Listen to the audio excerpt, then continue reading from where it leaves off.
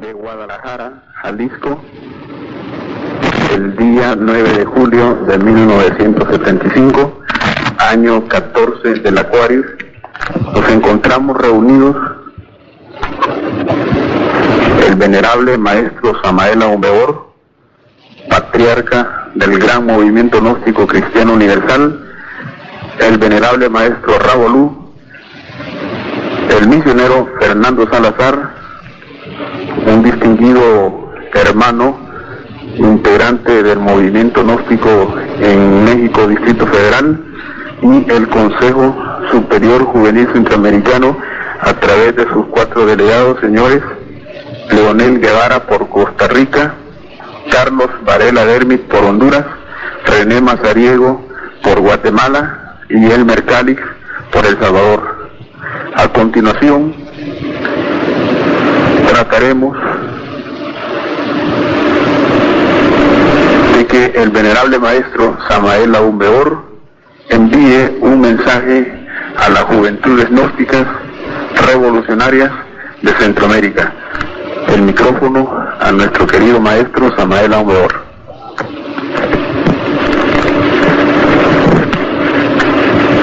A las juventudes gnósticas revolucionarias de Centroamérica me dirijo.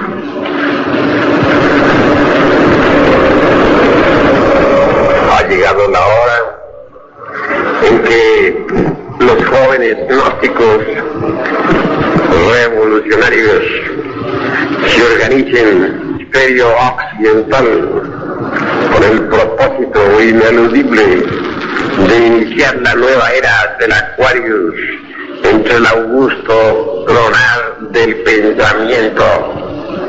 Juventudes gnósticas centroamericanas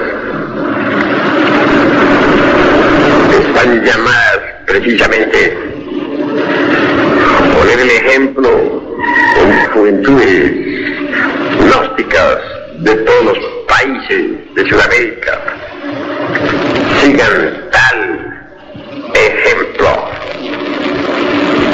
Obviamente, Centroamérica, de hecho, está encabezando el movimiento gnóstico. Los jóvenes centroamericanos, llenos de energía, se han lanzado a la lucha intensiva con el propósito ineludible de organizar en forma clara y específica los escuadrones del Ejército de Salvación Mundial. El momento en que nos encontramos es crítico en gran manera. En estos instantes de crisis mundial y de bancarrota de todos los principios, es la juventud precisamente quien sale a la palestra para derruir todo lo anticuado, lo extemporáneo,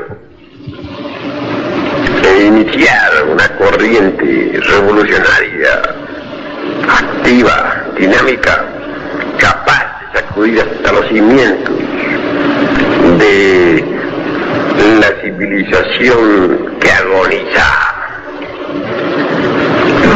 Es precisamente la juventud centroamericana la que con la antorcha del verbo se ha lanzado a la lucha. Es la juventud gnóstica centroamericana la que, borrando diferencias nacionales, forma en estos momentos la cabeza de todo el movimiento gnóstico juvenil latinoamericano.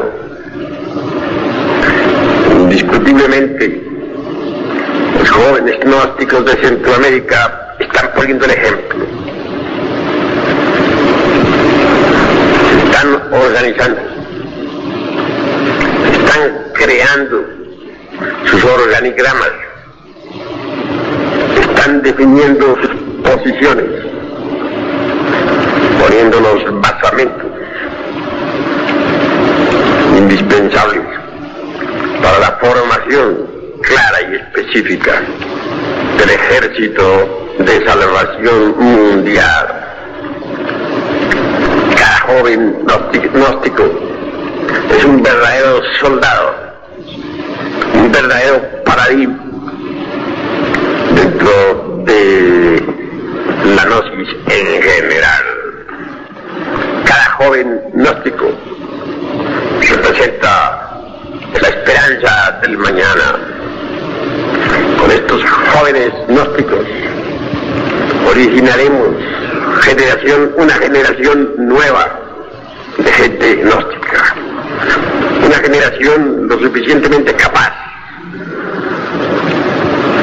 de entender los principios básicos del gnosticismo universal, una generación capaz de comprender la hora crítica en que nos encontramos,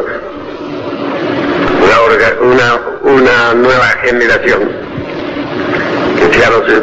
que sea lo suficientemente efectiva como para iniciar de verdad un nuevo orden. Así pues, la llegada de estos jóvenes gnósticos a México ha sido para nosotros motivo de gran alegría. Incuestionablemente nosotros estamos solidarizados con todo el movimiento gnóstico juvenil revolucionario de Centroamérica.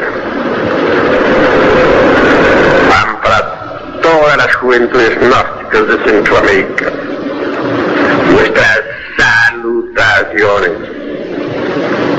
Rogamos a todos los jóvenes gnósticos centroamericanos secundar las labores que este grupo de paladines que nos visitan están iniciando y organizando con tanto fervor. Paz inverencial. Samael Humberto. Muchas gracias. A continuación pasaremos el micrófono al maestro Ravolú, quien a través de sus hechos ha demostrado ser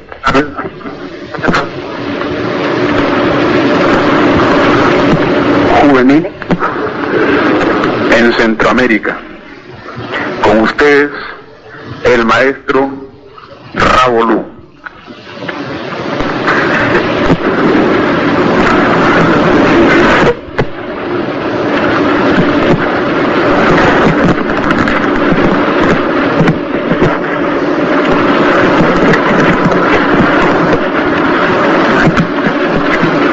En estos momentos doy mi fraternal saludo a los hermanos delegados que han venido de los diferentes países de Centroamérica representando a las juventudes, que para mí ha sido una de las mejores sorpresas que he tenido en estos instantes de estrechar mis hermanos con este grupo de hermanos que están dispuestos a seguir adelante en la gran batalla por la juventud, que es en estos momentos para nosotros lo más grande dentro del movimiento gnóstico, en cuanto a que sabemos que la juventud es el pueblo de mañana y sabemos de antemano que están dispuestos a avanzar con fuerza, con poder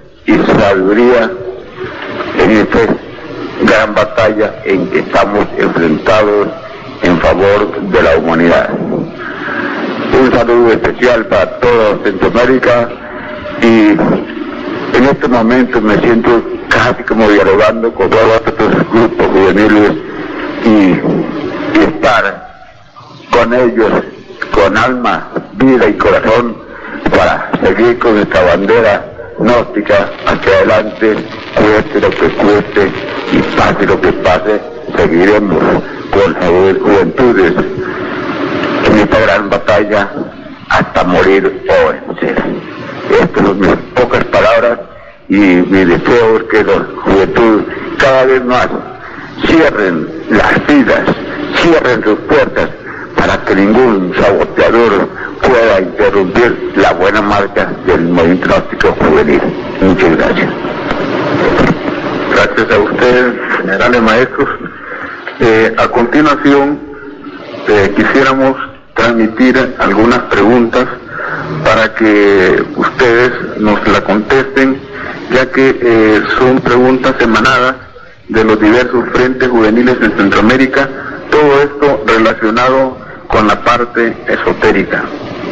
De manera pues que iniciaremos ese diálogo de preguntas y respuestas, confiando siempre en que lo que aquí se conteste es lo que exactamente tiene que definir las juventudes centroamericanas y de cualquier lugar del mundo. De manera pues, maestros, vamos a iniciar este diálogo con la primera pregunta. Pregunta número 1. Cuando se frena una posible eyaculación, ¿qué sucede con la energía que queda en los conductos fuera de los testículos? ¿Acaso es una pérdida de la misma o solo si sale fuera? Con el mayor gusto daré respuesta a la pregunta. Einstein dijo: la masa se transforma en energía, la energía se transforma en masa. Incuestionablemente, al refrenar el impulso sexual, al evitar el orgasmo, el esperma sagrado se transforma en energía, y esta, en vez de quedar detenida en los canales seminíferos o en el sistema fisiológico sexual en general, asciende victoriosamente hasta el cerebro a través de ciertos canales debidamente elaborados por la naturaleza. Muchas gracias. Maestro, ¿qué sucede cuando el hombre llega virgen al matrimonio? La virginidad del cuerpo, todos la hemos tenido. Lo importante es reconquistar la virginidad del alma. Y para ello se hace indispensable disolver el yo de la psicología. Este no es más que un conjunto de elementos psicológicos inhumanos que cargamos en nuestro interior.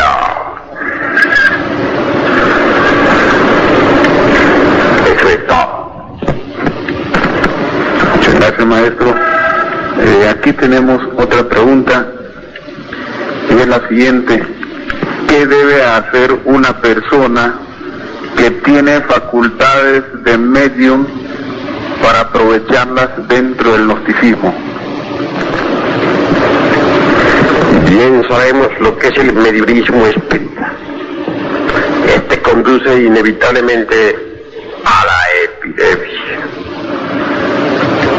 Obviamente, quienes sufren de epilepsia en vidas precedentes se dedicaron al mediumismo espírita.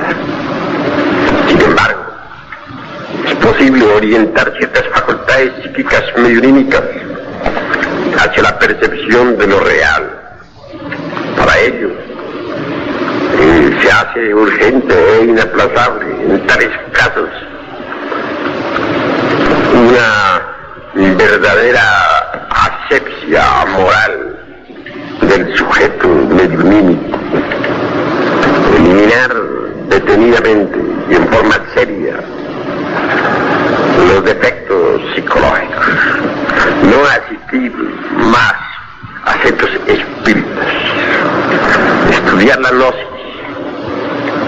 guiar con firmeza la senda del filo de la navaja. Tales recomendaciones, estoy seguro, podrían las facultades, aquellas del medio, pasar por una transformación y convertirse en algo voluntario y hasta útil para experienciar en el terreno de lo trascendental. Muchas gracias, maestro. A continuación haremos la siguiente pregunta, y esta es: ¿qué relación tienen los 3 cerebros y los 5 cilindros de la máquina humana? Los 3 cerebros y los 5 cilindros son un conjunto en general, porque los 3 cerebros son 3 cilindros, más 2 cilindros inferiores, tenemos 5 por todo. Pienso enumerar así. Primero, centro intelectual o cerebro intelectual, ubicado en la cabeza del cuerpo físico. Segundo, cerebro emocional, ubicado en el corazón. Tercero, cerebro motor, localizado en la parte superior de la espina dorsal. Cuarto, cerebro instintivo, que no es más que un centro instintivo. Podemos denominarlo cerebro, si así queremos, ubicado en la parte inferior de la espina dorsal.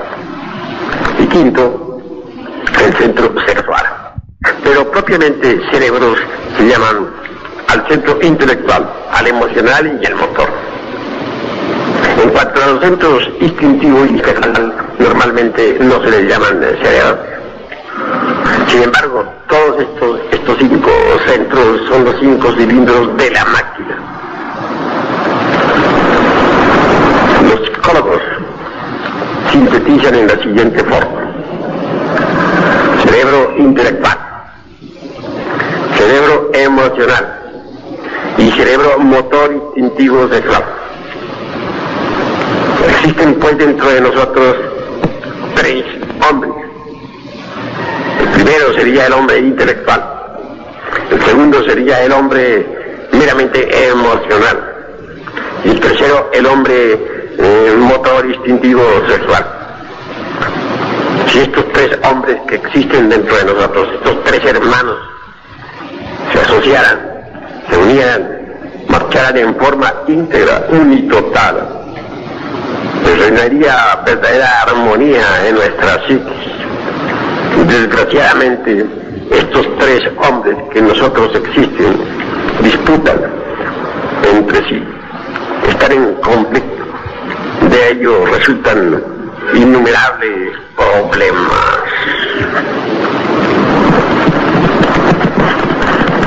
Muchas gracias, maestro. Maestro, siendo un acto de liturgia las cadenas, ¿pueden las mujeres participar con pantalones en ellas? En nombre de la verdad tengo que informar al movimiento gnóstico centroamericano y sudamericano también, que aquí en México las mujeres asisten a nuestros ritos y cadenas con pantalones. Pueden ellas arreglarse como quieran. Aquí no tenemos prejuicios de ninguna especie. Es lamentable que en los países centroamericanos y sudamericanos existan todavía esa clase de prejuicios. Muchas gracias, maestro. Maestro, ¿puede una mujer soltera participar como dirigente de una cadena, conjurar o dirigir grupos esotéricos? La mujer y el hombre tienen los mismos derechos. Y pues, si el hombre tiene derecho a dirigir cadenas, grupos esotéricos, etcétera, etcétera, etcétera, la mujer también tiene los mismos derechos. En otros tiempos, en las Canarias, quienes bautizaban a los niños eran las sacerdotisas, las mujeres. Considero pues que la mujer es parte activa en la liturgia también. No quiero decir aquí que las mujeres hagan el papel de sacerdotes, pero sí considero que tienen pleno derecho para dirigir cadenas y hasta para hacer pláticas, etc.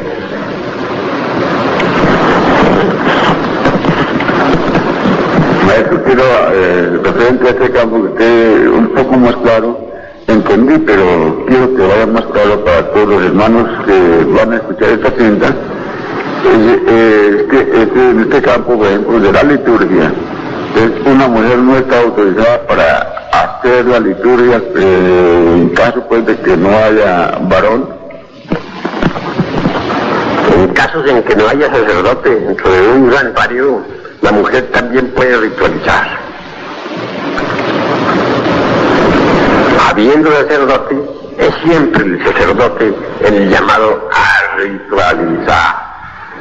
En cuanto a dirigir cadenas, la mujer puede hacer. En cuanto a hacer pláticas esotéricas dentro de los domiciliares, tiene pleno derecho. Si nosotros despertamos conciencia, podemos verificar por sí mismos que en los mundos superiores de conciencia cósmica, las valquirias ofician litúrgicamente dentro de los monasterios, dentro de los santuarios, etc.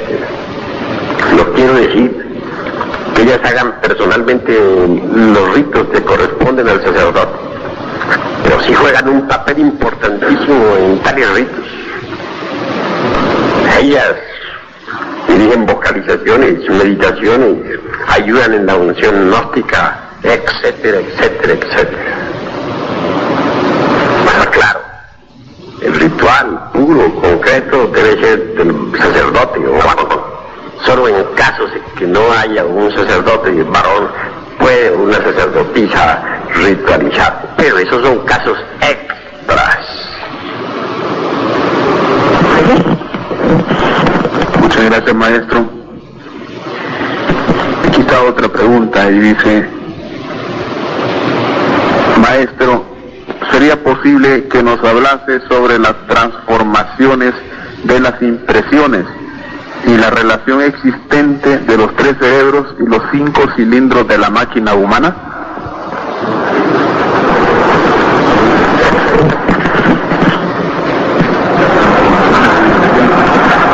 Incuestionablemente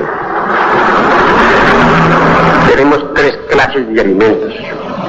El primer alimento corresponde al estómago. El segundo alimento está relacionado con la respiración. Mas existe un tercer alimento y este es el de las impresiones. Es el más fino, el más delicado. Todos vivimos en un mundo de impresiones. Lo que vemos llega a nuestros sentidos y de allí pasa a la mente. Esas son las impresiones. Ver a una persona nos da una impresión, ver a otra es otra impresión. Ciertamente no vemos la cosa en sí, como dijera don Emmanuel Kant, el filósofo de Königsberg. Únicamente llegan a nuestro cerebro las impresiones de las cosas. Nunca vemos a las personas en sí mismas, mas sí llegan a nuestra mente las impresiones de las personas. Todos los acontecimientos son impresiones. Cualquier evento, por insignificante que sea, implica impresiones que llegan al cerebro. Transformar tales impresiones es esencialmente edificante y también dignificante. Uno puede aprender a recibir con agrado las manifestaciones desagradables de nuestros semejantes. Cuando así se procede, transformamos las impresiones en forma extraordinaria, maravillosa. Las impresiones en sí mismas corresponden al hidrógeno 48. Cuando las transformamos, se convierten en hidrógeno 24, que sirve para alimentar el cuerpo astral. Transformar pues las impresiones es vital. Quienes aprenden a sublimar el hidrógeno 24 incuestionablemente pueden transformar al mismo en hidrógeno 12, que sirve para la alimentación del cuerpo mental.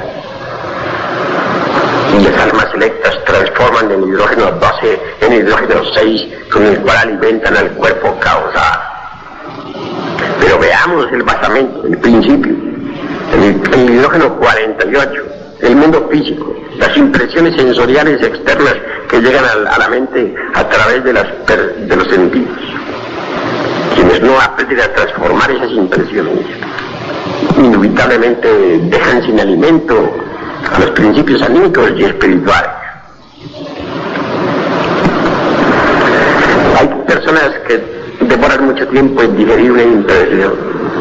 Hay personas que no digieren una impresión jamás.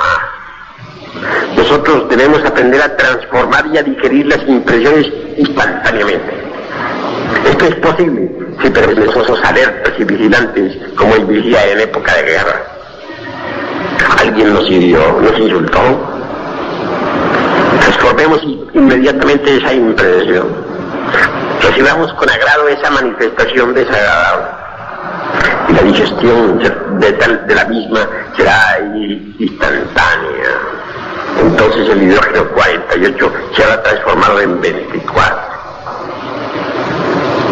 Pedimos una cantina, alguien nos ofreció alguna copa, no quisimos beber, no, es magnífico, transformemos aquella impresión de inmediato.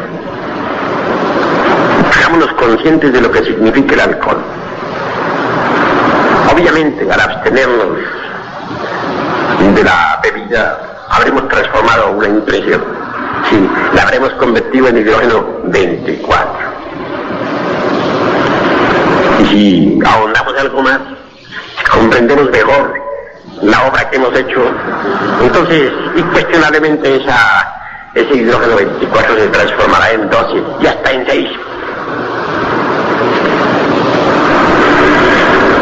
Si nosotros no aprendemos a transformar las impresiones, sencillamente nos convertimos en víctimas de nuestros semejantes.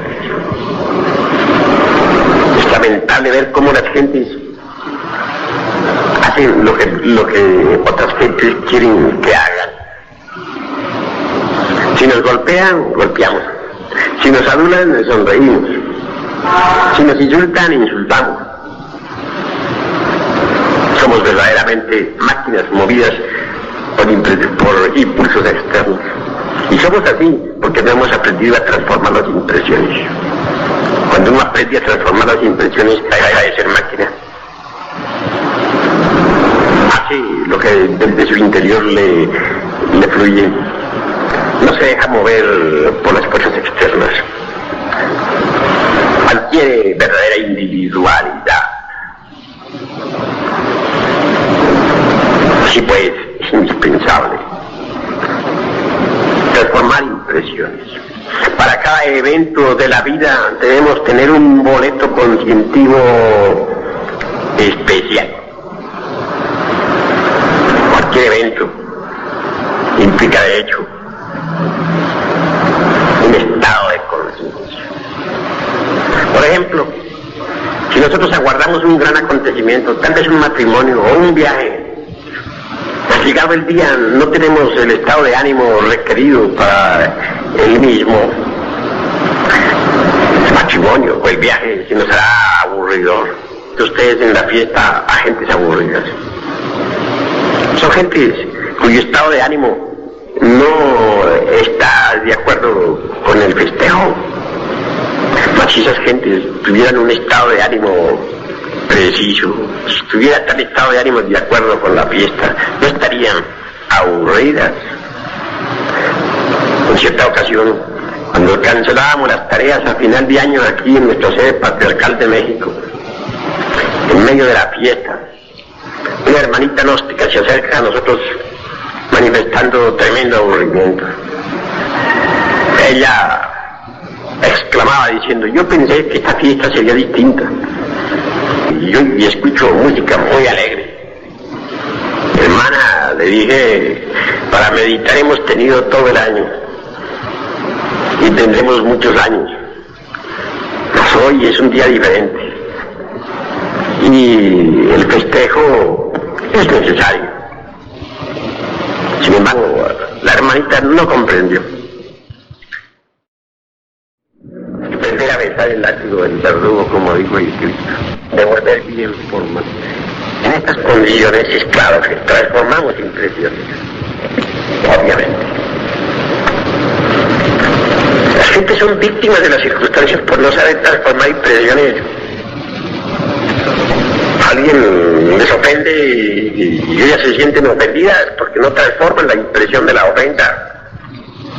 Entonces dan de balazos o de puñaladas y a la cárcel van a parar. Algunas veces pasan el resto de su vida en prisiones. Si es que un abogado muy hábil no les saca de las mismas. Gentes que vivían contentas, bastó con que alguien que no gustaba de ellas les hiciera tal o cual ofensa para que de la noche a la mañana resultaron convertidas en víctimas porque a otro le vino en gana. Fíjate que aquel pues llegó, decidió con la palabra les ofendiera de alguna forma y como no supieron transformar a dichas personas las impresiones, pues a la cárcel fueron a parar. Amargaron su vida y la vida de sus familiares. Así pues, las gentes son víctimas de las circunstancias. No han aprendido a manejar las circunstancias.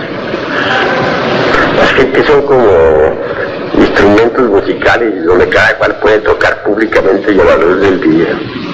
Y al son que nos tocan bailamos. Pobres gentes. Cada cual hace de nosotros lo que le da la gana. Quieren vernos contentos, menos unas cuantas palmaditas en el hombro y estamos felices. Pero si alguien le da su gana vernos tristes, nos dice unas cuantas palabras duras, nos hiere el amor propio y inmediatamente nos ponemos con caras de palo. Es decir, no somos dueños de nosotros mismos, somos meras marionetas movidas por todo el mundo, víctimas de todos nuestros semejantes. ¿Por qué? Porque no hemos aprendido a transformar las impresiones. Hay que aprender a recibir con agrado las manifestaciones desagradables de nuestros semejantes. He ahí la clave máxima para la transformación de las impresiones.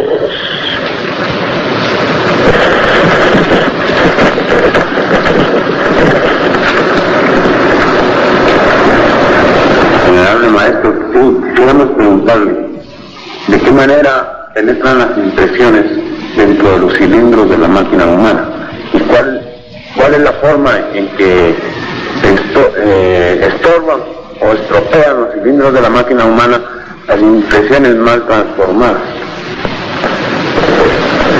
Las impresiones de cualquier género penetran en el organismo a través de los sentidos de la máquina. Obviamente hay impresiones que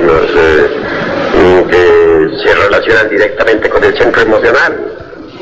Quiero referirme en forma empática, por ejemplo, a las impresiones relacionadas con las emociones negativas. Hay impresiones que se relacionan con el centro intelectual.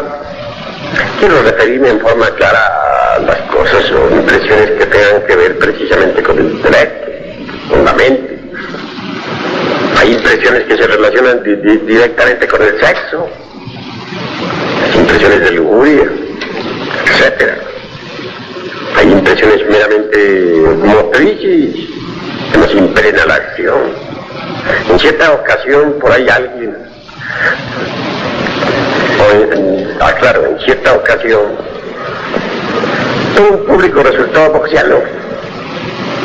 Cuando los boxeadores en pleno ring se debatían, hay a las gentes pues que no saben digerir impresiones. En este caso, pues las impresiones del centro motor actuaron en forma tremenda. Y el público, sin ser boxeador, resultó boxeando. Miremos las impresiones negativas. Cuánta desgracia promueven en el mundo. Desde que uno nace no ve impresiones negativas de su casa. Se hieren los seres humanos unos a otros, gritan, murmuran, calumnian, etcétera, etcétera, etcétera. Claro, todo eso provoca desarrollos anormales en el centro emocional. No digo que no existan las emociones superiores, es claro que sí existen. Mas desgraciadamente el pobre mal intelectual equivocadamente llamado hombre no ha desarrollado el centro emocional superior. Solamente funciona en él el centro emocional inferior. Así pues, esto de los 5 cilindros de la máquina de las impresiones conforma un todo único. Muchas de las impresiones que entran por las ventanas de los sentidos van al centro intelectual, otras van al centro emocional, otras al motor, otras al instintivo y otras al sexual. En todo caso, las impresiones entran por los sentidos y luego se reparten, van para cualquiera de los departamentos del organismo, para cualquiera de los centros del cuerpo. Eso es todo.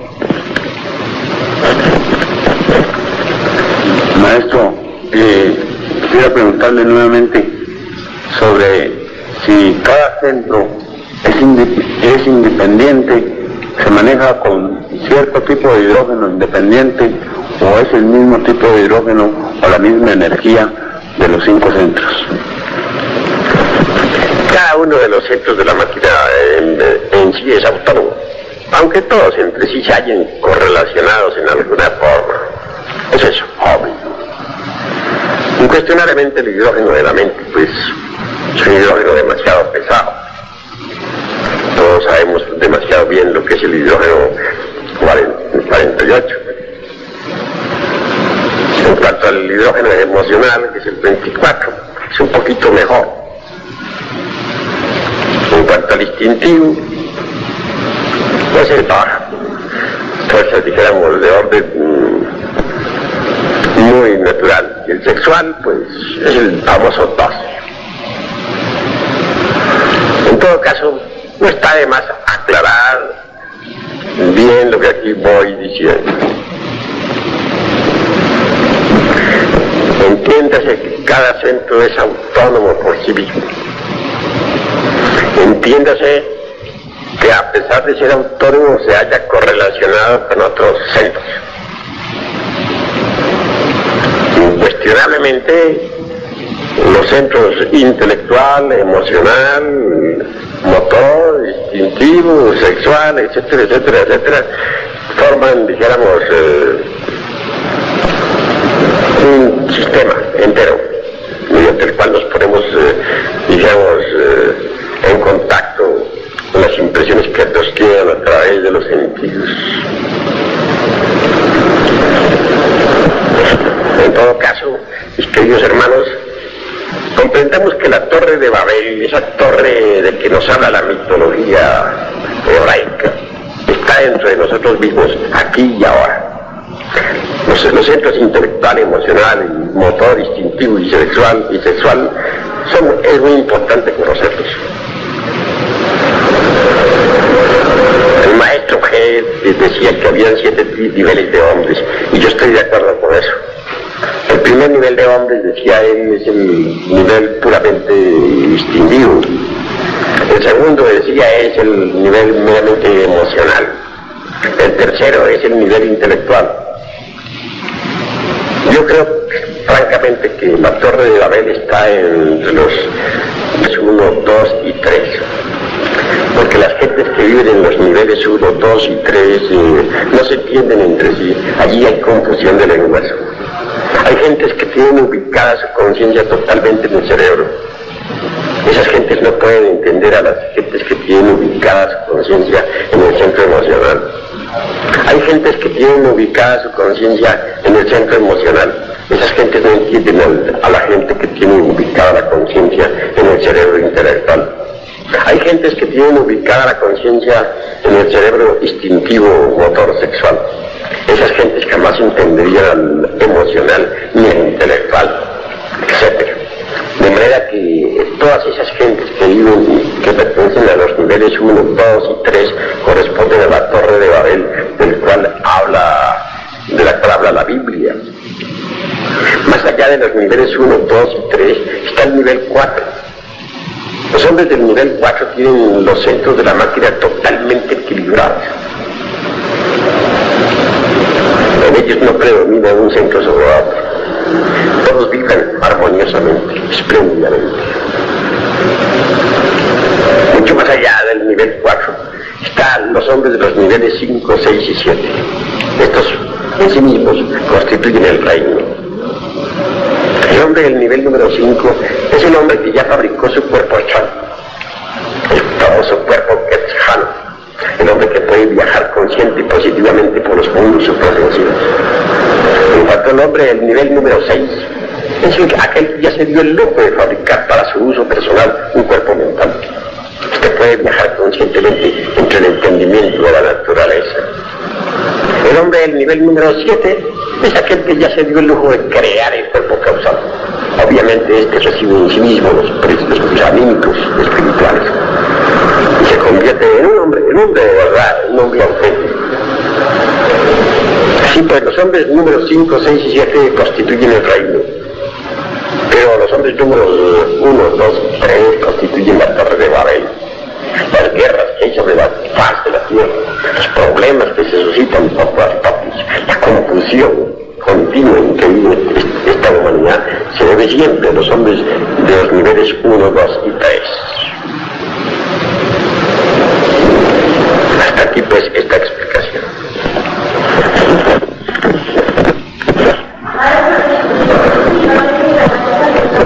Maestro, el maestro Gay nos habla de la división de cada centro en 3 partes, en su parte mecánica, en su parte pensante o intelectual y en su parte emocional. ¿Es esto realidad? Incuestionablemente cada uno de los centros principales de la máquina pues está a su vez subdividido en 3 partes importantísimas. Mas existen muchas otras subdivisiones no mencionadas por el maestro G. En el centro intelectual haya algo del centro emocional y del centro motor, eso no lo podemos negar. En el centro emocional exista algo del intelectual y del motor, no lo negamos. En el centro motor, por ejemplo, exista algo del intelectual y del emocional, es cierto. Ahora, en cuanto al centro instintivo, puedo decirles que el centro instintivo sabe más de lo que la gente se supone. Si las gentes no entorpecieran las actividades del centro instintivo, vivirían sanas. No habría enfermos sobre la faz de la tierra. El instinto es muy sabio. El instinto es el que mantiene el organismo funcionando. Si un enfermo podría curarse si obedeciera totalmente al centro instintivo. Y en cuanto al centro sexual, puedo decirles a ustedes que es magnífico. Y allí sale pues el famoso hidrógeno sexual C12, con el cual podemos nosotros transformarnos radicalmente.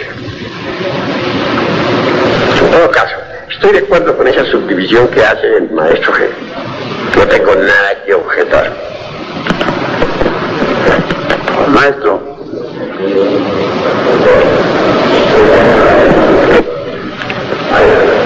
maestro, sí, solo quisiera preguntarle qué diferencia hay entre el hidrógeno C12 y el hidrógeno 12 del cuerpo mental que crea el cuerpo mental. Con el mayor gusto daré esta explicación. El hidrógeno 12 es el hidrógeno que alimenta al cuerpo mental. Pero en cuanto al hidrógeno sexual, sí, 12 es diferente. Es el hidrógeno que resulta de las transmutaciones sexuales. Ahora bien, quiero que sepan ustedes de forma clara que esto del hidrógeno sexual ha sido tomado por el maestro G de forma simbólica. Porque realmente el hidrógeno sexual citose mencionado por el maestro G no es otra cosa más que el mercurio de la filosofía secreta. Obviamente el esperma, al ser transformado, se convierte en el mercurio. Es decir, el mercurio en sí mismo, ese mercurio del cual hablan los viejos alquimistas medievales, es el alma metálica del esperma. El famoso hidrógeno sexual de C12 que habla el maestro G. Pero los viejos alquimistas no le denominaban como hidrógeno, sino como mercurio. Y hasta enseñaban el secretum secretorum, ese artificio sencillo y maravilloso de Maytuna, mediante el cual es posible fabricar el mercurio, elaborar el mercurio. Incuestionablemente, pues, es por el mercurio por el que vamos nosotros a crear los cuerpos existenciales superiores del ser. Podría decir que hay tres clases de mercurio. Primero, el mercurio en bruto, o azote en bruto, o mineral en bruto, que es el esperma. Segundo, transformado, que tenemos el alma metálica del mismo, el mercurio de la filosofía secreta. Y tercero, tenemos nosotros el mercurio fecundado por el fuego sagrado, es decir, por el azufre de los alquimistas. Cuando el mercurio fecundado por el fuego sagrado asciende victorioso por la espina dorsal, decimos que el iniciado ha despertado a Kundalini. Incuestionablemente Kundalini, subiendo por la espina dorsal de la zeta, está el azufre y mercurio, fusionados, integrados totalmente. Obviamente, el excedente al azufre y mercurio viene a cristalizar en los cuerpos existenciales superiores del ser. Así es como venimos a poseer esos vehículos. Las gentes comunes y corrientes no poseen los cuerpos astral, mental y causal. Hay que fabricarlos. Y solamente es posible fabricarlos por medio del mercurio de la filosofía secreta. Hasta aquí esta explicación somera. Muchas gracias, maestro. Venerable maestro, ¿podría hablarnos sobre la relación entre rayos, signos y planetas? Con el mayor gusto haremos respuesta a esa pregunta. Rayos, signos y planetas. Cualquier persona nace bajo un determinado planeta, de acuerdo con la astrología. Unos nacerán bajo la Luna, otros bajo Mercurio, aquellos bajo Venus, los demás allá bajo el Sol, etcétera, etcétera, etcétera. Pero eso tampoco es algo que se debe convertir en un dogma. Uno puede cambiar de planeta a la hora que quiera. Si uno se identifica con las vibraciones de otro planeta, al fin termina bajo la regencia de otro planeta. Uno puede identificarse con un individuo nacido bajo la influencia de la Luna, puede identificarse con las vibraciones de Venus y terminará siendo venusino. Y si llega a identificarse con las características de Marte, se volverá todo un guerrero y quedará bajo la regencia de Marte.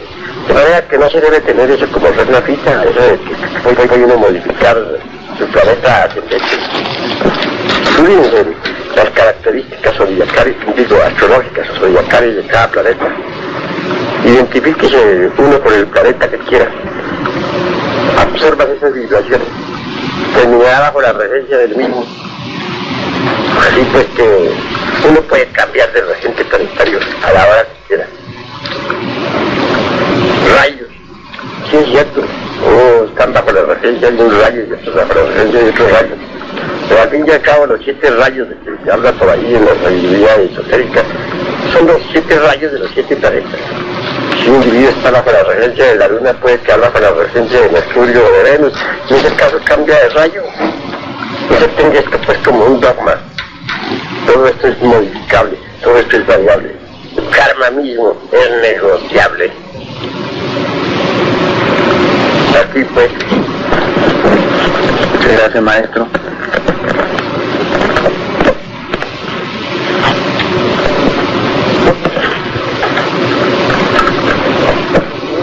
Venerable maestro, dado que las actividades esotéricas y exotéricas de la juventud gnóstica interfieren con las actividades programadas y desarrolladas por los movimientos gnósticos en sus respectivos locales, es recomendable que las juventudes tengan sus propios locales donde desde luego se impartirían conferencias públicas.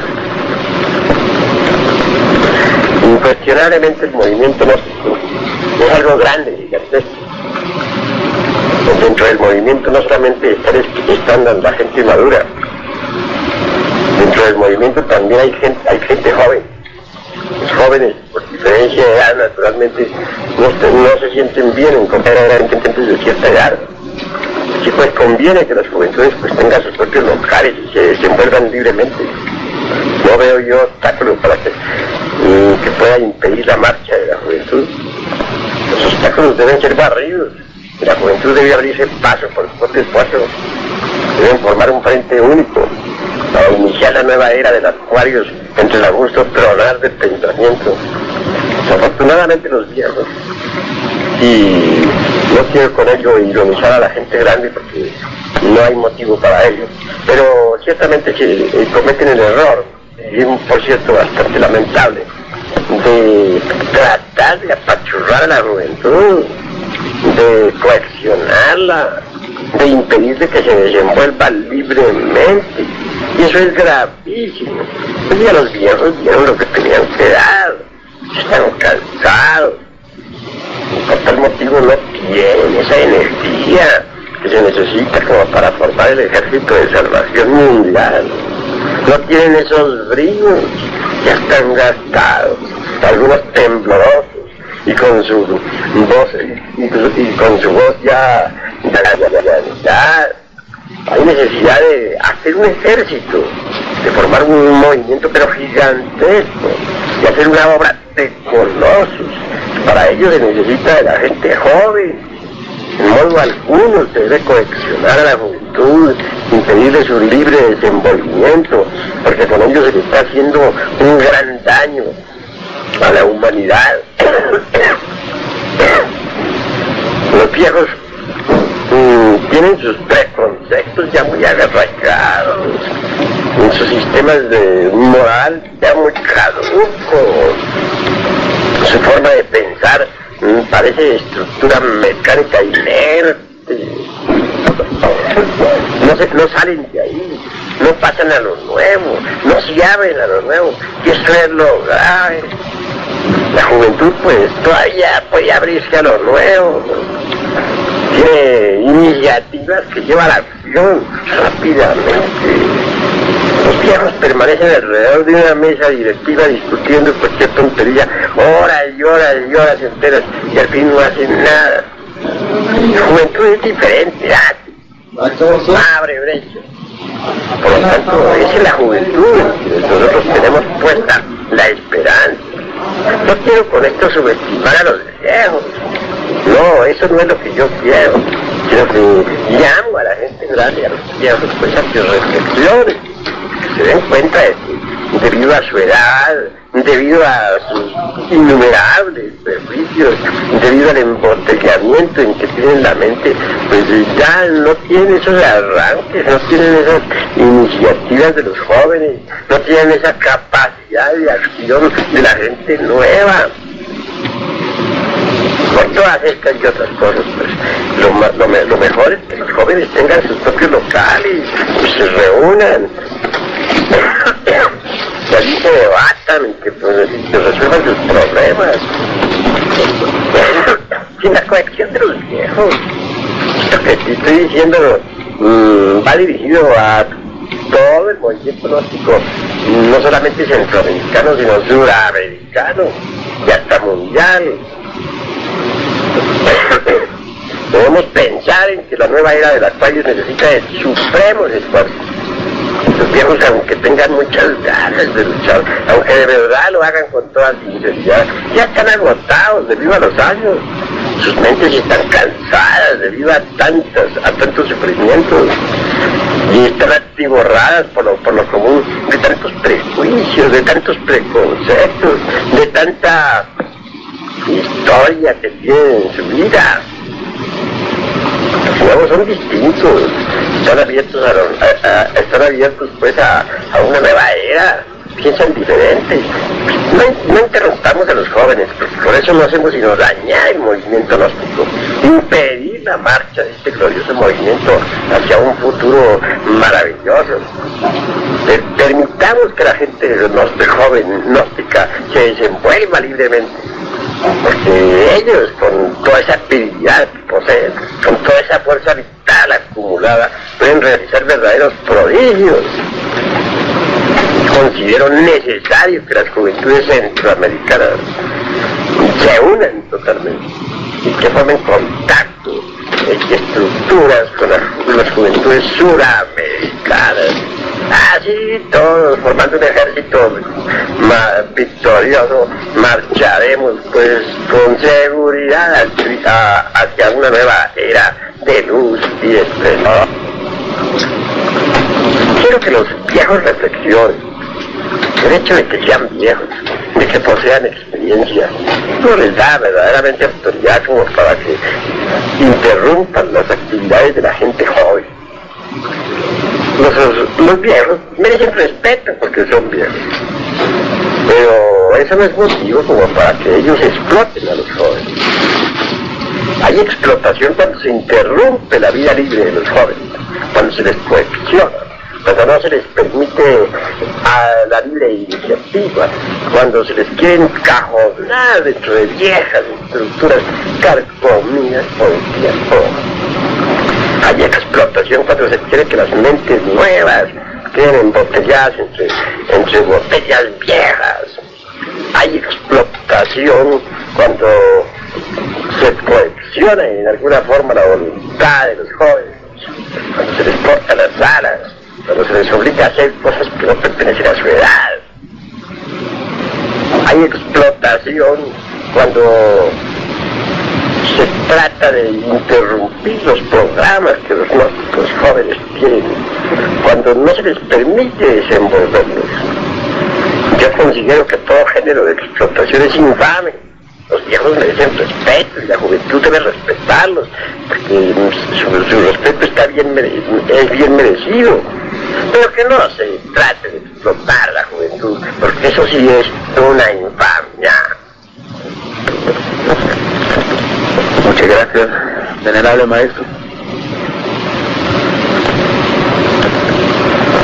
¿Debe la juventud, maestro, participar en la política? Bueno, la juventud tiene derecho a todo, tiene ganas de luchar por sus cuentas, que puede usar de su inteligencia para el bien de sus semejantes. Mucha gente tiene todo el derecho, así es. No veo motivo como para que se cuarten las ideas ajenas. Cada cual es libre de pensar como quiera. Todo lo que se haga en beneficio de nuestros semejantes está bien. Muchas gracias, maestro. ¿Qué se debería hacer para que exista una unificación en todos los movimientos gnósticos de la América Latina?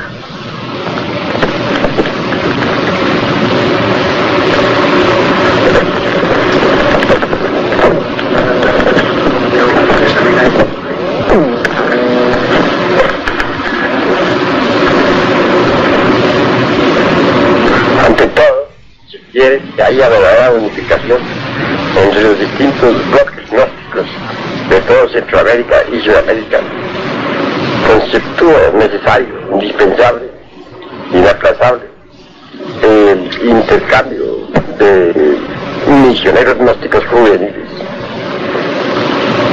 Quiero decir, pues, el sistema que se ha planeado, por ejemplo, el de enviar misioneros gnósticos juveniles de San Salvador, por ejemplo, a Costa Rica y viceversa, pues debe extenderse ampliamente a toda la América. Intercambio de juventudes gnósticas. De esa forma, pues, se va estableciendo una unión completa entre los distintos bloques, que a fin de ganar todo el movimiento gnóstico juvenil, no solamente centroamericano, sino suramericano también. Hacer una organización debidamente articulada, de forma, digamos, panamericana. Eso sería lo importante para una plena unificación. Muchas gracias, venerable maestro. Hable maestro Samael. El maestro G nos dice que existe en cada ser humano un rasgo o defecto principal en torno al cual gira toda nuestra falsa personalidad y que hasta el momento de descubrirlo, mediante la observación de sí o el recuerdo de sí, puede y debe dar inicio el verdadero trabajo sobre sí mismo. ¿Qué nos puede decir usted al respecto? Bueno, yo estoy de acuerdo con eso. El maestro G, obviamente cada cual tiene un rasgo característico que lo define completamente. A uno los define coraje, la ira, a otros parecen guantenodios, los demás allá parecen, pues, dijéramos, buitres de rapiña.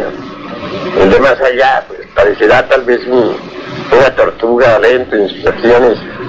El de acullá, pues, parecerá un tigre curioso. Cada cual tiene un rasgo característico que lo define para siempre.